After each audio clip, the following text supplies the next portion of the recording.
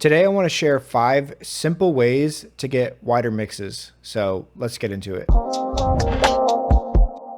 The first way I'm going to show you is using multi-mono plugins instead of stereo plugins. If you're on a stereo track, go to your plugins, go to multi-mono plugins. We go Saturn. At the top, you'll see right here, there's a little link for left and right. Unlink the left and right channels. I can say drive this band 35%, switch to my left and do 28%. The goal here is to do something a little bit different on the left and right channel. You can do this with anything. Back in the day when only hardware was used, engineers had multiple 1176s, multiple Neves, the list goes on, but every piece of gear is not made the same.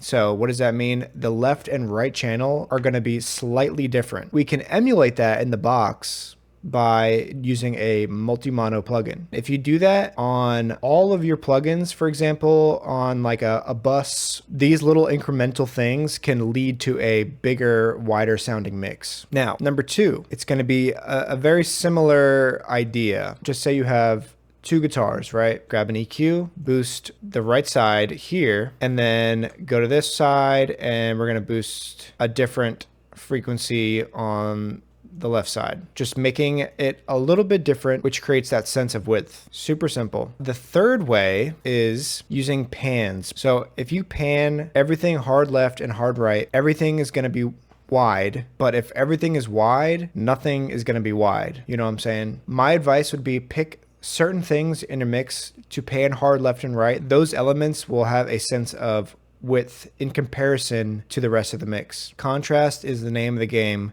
when you're trying to get wider mixes. If you have a verse, right, and you have some background vocals in the verse, you can pan those maybe like 40 left and like 41 or 42 right on a different one. Again, just a little bit different. You can even do that with the production elements as well.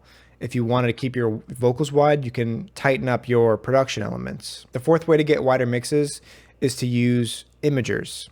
Now, you have to be a little careful when you use imagers. I used to use S1 Imager a lot, but I use the Ozone Imager because I got rid of a bunch of plugins. Cool thing about this imager is that you can separate it into bands and widen certain bands. You can kind of go crazy with imagers. To me, whenever you go crazy with an imager, it just kind of thins out stuff. If that's what you're trying to do, then that's what you're trying to do. But whenever I use imagers, I'm usually pretty conservative when I use digital imagers. If you're gonna use imagers, I would use them sprinkled throughout your mix on certain elements. Just like I said before with panning, I would take that same philosophy into how you use your imagers. If you really want something to stick out in your mix, it can push stuff out of the way of your mix elements. So when you use an imager, that element will get louder just because it's more on the sides and there's nothing in its way that's competing in the mix with it. The fifth way to get wider mixes is to use effects. A lot of people use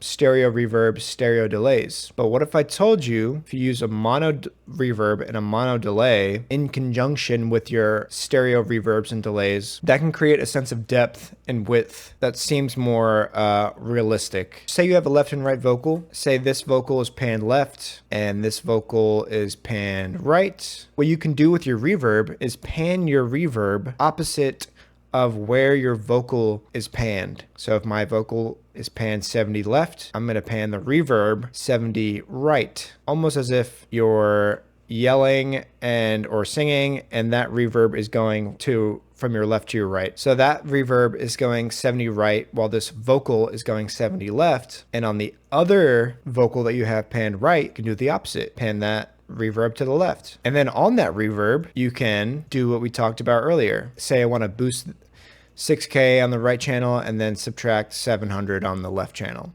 just to give it some variation. And then you can even go a step further from that and use a multi-mono reverb, Valhalla Supermassive, unlink the sides, do something weird. So now each side is a little different. So it's not so stale, so flat, so digital. It's got some life. It's not so perfect, you know? You can get wider mixes really easily if you're just smart about how you use your pan, using multi-mono plugins, making specific decisions on where to use your imagers, creating that contrast throughout the entire mix. That will give it a sense of width and a sense of depth, using mono reverbs, using stereo reverbs, panning your reverbs a specific way, or delays. Get weird with it, you know, get super weird with it. Have fun. Yeah. Peace.